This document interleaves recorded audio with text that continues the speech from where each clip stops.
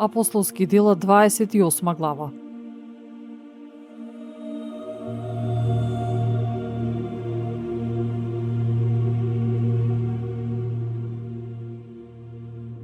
И тогаш, откако се спасивме, дознавме дека островот се вика Мелит. А мештаните ни укажаа необична човеколюбивост. Не примија сите и бидејќи врнеше дожд, беше студено та накладоа оган.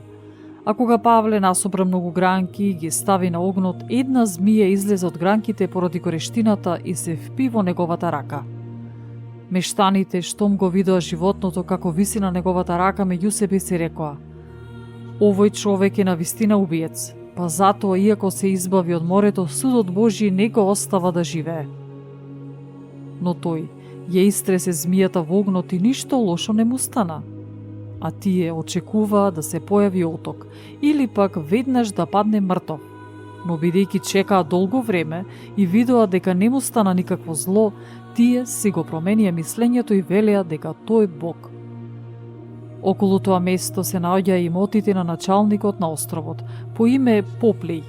Тој не прими и 3 дни пријателски не го штеваше. А таткото на Поплеј се разболи и лежеше, страдајќи од треска и болки во стомакот. Павле влезе кај него, се помоли и положувајќи ги рацете своји врз него, го исцели. Тогаш и другите од островот што страда од болести доаѓа и се исцелуваа. Тие не почитуваа многу и не удостоија со големи почести, а пред заминување не снабдија со сите потребни работи. По 3 месеци отпловивме со еден александриски кораб, што беше презимил на тој остров и носеше знак Диоскури. И стигнавме во Сиракуза, каде што останавме 3 дена. Оттам отпловивме и пристигнавме во Рикија, а по еден ден дув на југот и на идниот ден стасавме во Потиоли.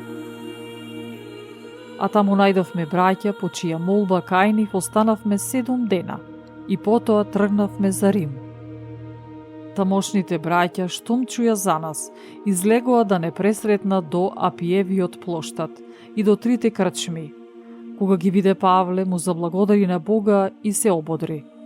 Штом стигнавме во Рим, стотникот му ги предаде затворениците на војводата.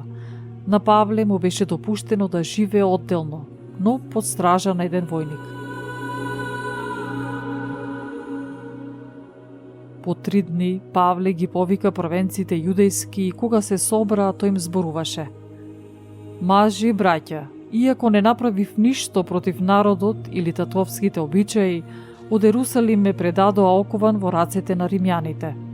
И откако ме судеа, сакаа да ме пуштат, зашто во мене не најдоа никаква вина што заслужува смрт. Но бидејќи јудејците се противеа, бев принуден да барам суд пред царот, но не затоа да го обвинам во нешто својот народ. Поради тоа и ве повикав да се видиме и да позборуваме, зашто заради надежта на Израел сум окован во овие ланци. А тие му одговорија: ние ниту писма сме добиле за тебе од Јудеја, ниту некој од браќата дошол да не извести или нешто лошо да каже за тебе. Но ние сакаме да чуеме од тебе лично што мислиш ти за тоа, зашто познато ни е дека на тоа учење на секаде се противречи.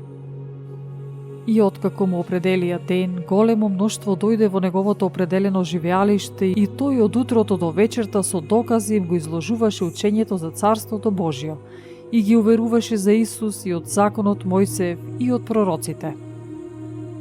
Едни се убедија од зборовите негови, а други не поверуваа. Бидејќи беа несложни меѓу себе, тие почнаа да се разотидуваат.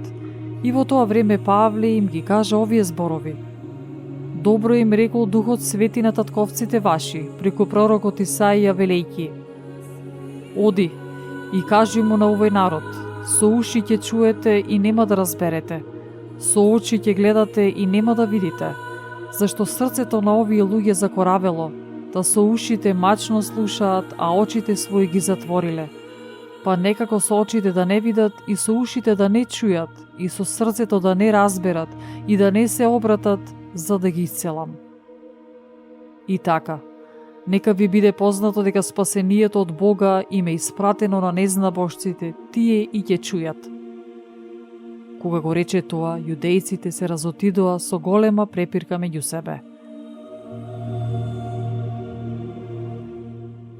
Павле остана таму цели 2 години во посебно најмена куќа и ги примаше сите што доаѓаа кај него, проповедајќи го Царството Божие, учејќи за Господ Исус Христос, наполно слободно, и никој во тоа не го спречуваше.